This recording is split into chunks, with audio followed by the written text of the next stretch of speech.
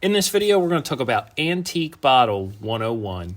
To start off, we are going to talk about mold lines. So if you have a bottle that you're sitting in front of, look at the mold lines on the side of the bottle. If the mold lines run to the halfway point of the bottle, this means that the bottle is blown in a mold, which is pre-1905-ish. If your bottle has a mold line that runs up into the lip of the bottle, this means it was machine made, which would be after 1905, would be symmetrical and perfect in almost every form, unless it was heat treated or something along those lines. But bottles that are pre-1905, they tend to be a little bit more wonky because they were blown in a mold and handmade. Now that we talked about mold lines, if you flip your bottle over and look at the base of the bottle and you see a scar or a open circle that looks like ripping and tearing of the glass, this is called a Pontil scar.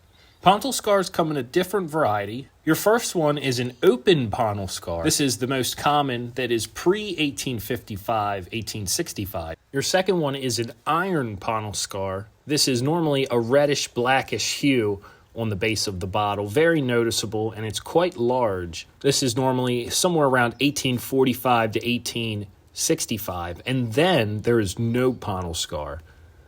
This suggests that the bottle was most likely blown in a mold or machine made, putting it around 1870 to the present day, depending on the mold lines based off of what we just talked about. The third thing on our list is bottle lips. The lip of your bottle will determine many things about your bottle, and then you can link that to the other things you've just learned, and we're going to continue to learn. So first, we have the tooled lip, and this is where a special tool was used to form the lip of the bottle once it was blown and after it was out of the hot bottle mold.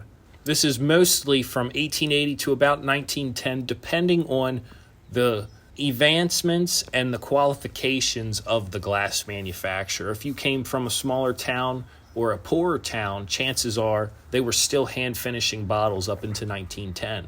But if you lived in a large town, most likely you would have had the automatic bottling press by that time. The crown top was introduced in 1892, used for sodas and beers. And of course, we can't forget cork top bottles, mostly used for chemicals and medical bottles and things of that nature. Things that were not meant to be consumed by a human. And the final thing on our list for bottle tops is the screw top. It was early 1920. They are normally hand finished, but after that, they were all smooth top and nice, easy to use screw top bottles. The early ones you can find on nice flasks. As we previously talked about Pontil scars, and if you did not have a Pontil scar on your bottle, you'll have a maker's mark most likely. This is normally an initial or a logo. Sometimes it's even meaningless, like just a number. Sometimes it's a location, sometimes it's a date code. It's hard to say. Bottle colors are one of my favorite things, and they make bottles collectible sometimes. Aqua is the most commonly used color from the 19th century. Amber is one of the most popular colors for beers, medicines, and poisons.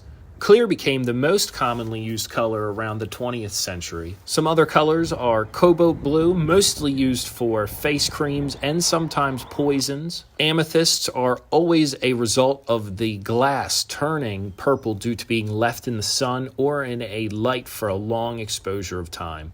Black glass isn't actually black. It is just a dark green or olive color, making it appear black. This is normally 17th to 19th century and sometimes older, used to preserve wines and things like that.